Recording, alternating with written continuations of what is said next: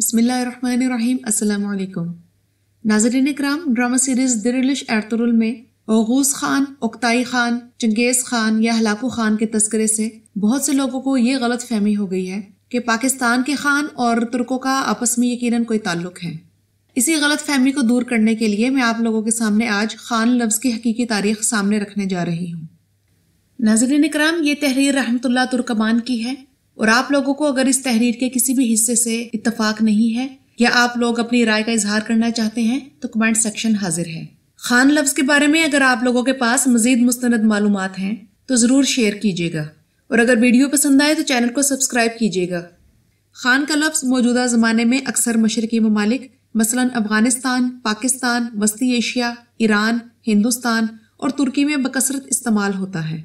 اس لفظ کے بارے میں مختلف علماء اور مورخین نے بہت کچھ لکھا ہے اور اپنی رائے پیش کی ہے، جن میں سے چند ایک کا میں یہاں ذکر کیے دیتی ہوں۔ خان ترک زبان کا لفظ ہے اور چین، ترکستان اور تاتارستان کے بادشاہوں کا لقب ہے، جس کے معنی امیر، رئیس اور بیگ کے ہیں۔ نور اللغات میں خان لفظ کی یہ تعریف بیان ہوئی ہے کہ یہ لفظ قدیم ایام میں ترکستان کے بادشاہوں کا لقب تھا، لیکن موجودہ زمانے میں امراء اور رؤساء کے مابین مشہور ہے۔ امریکی دائرۃ المعارف کے مطابق خان ابتدائی ادوار میں ترکستان میں کاروان یا قافلے کے سربراہ کو کہتے تھے۔ بعد میں یہ لفظ مشرقی ایشیائی ممالک کے سربراہان کے لیے استعمال میں رہا۔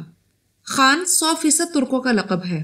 اگر ہم تاریخ پر غور کریں تو خان کا لفظ سب سے پہلے ترک بن یافس کی 5ویں پشت پر باقوی خان کے نام میں ملتا ہے، جس کے بعد ان کی اولادیں اپنے نام کے ساتھ خان لگاتی رہیں، مثلا النجا خان، اوغوز خان، قرا خان وغیرہ۔ ترکوں کے علاوہ تاریخ میں کسی دوسری قوم کے ساتھ خان لفظ کے استعمال کے شواہد نہیں ملتے۔ یہ لفظ ترکوں کے ساتھ آسیائے میانہ سے نکل کر مفتوح شدہ علاقوں میں پھیلا۔ 5ویں صدی ہجری میں لکھے گئے کتبوں میں ہمیں قان یا خان کے الفاظ ملتے تھے۔ اسی طرح کاغان فوج میں ایک بلند رتبے کا نام تھا۔ خان کا لفظ کئی درجات پر مشتمل ہے: قان، خاقان، کاغان، خان، خانان اور خان۔ چنگیز خان تاریخ میں پہلا فاتح تھا جس نے اپنے نام کے ساتھ قان کا لقب لگایا، جو کہ عظیم ترین رتبے کی نشانی ہے۔ بعد میں آنے والے قوانین نے بھی اپنے ساتھ قان اور خاقان برقرار رکھا۔ تیموری زمانے میں بھی خان لفظ ایک پر افتخار لقب تھا، جبکہ ایران کی صفوی سلطنت اور سلطنت عثمانیہ کے سلاطین بھی اپنے نام کے ساتھ خان لگاتے تھے۔ ہندوستان میں خان کا لفظ ظہیر الدین بابر کے ساتھ آیا، جس کی قائم کردہ مغلیہ حکومت میں بھی خان کا لفظ عزت کی نشانی تھا اور فوج کی سپہ سالار، وزراء یا شاہی خاندان کے لیے مخصوص تھا۔ مغل شہنشاہ ہمایوں کے سپہ سالار بیرم خان ترکمان کو خان کا درجہ دیا گیا تھا۔ وزیر اعظم ہونے کے ساتھ ساتھ انہوں نے ہمایوں کی وفات کے بعد کمسن اکبر کے اتالیق ہونے کے ساتھ ساتھ سلطنت مغلیہ کو بھی استحکام بخشا۔ ان کی خدمات کی بدولت اکبر انہیں اپنا والد مانتا تھا اور پیار سے خان بابا کہہ کر مخاطب کرتا تھا۔ بیرم خان کی وفات کے بعد ان کے بیٹے عبد الرحیم خان خانہ کو وزارت دی گئی اور رتبے سے نوازا گیا۔ مگر افسوس کی بات یہ ہے کہ موجودہ زمانے میں خان کا لفظ ترک قوم اپنا خاندانی لقب فراموش کر کے غیروں کے القاب استعمال کر رہی ہے، اور یہ القاب دوسری اقوام کے ہاں رائج ہو گیا ہے۔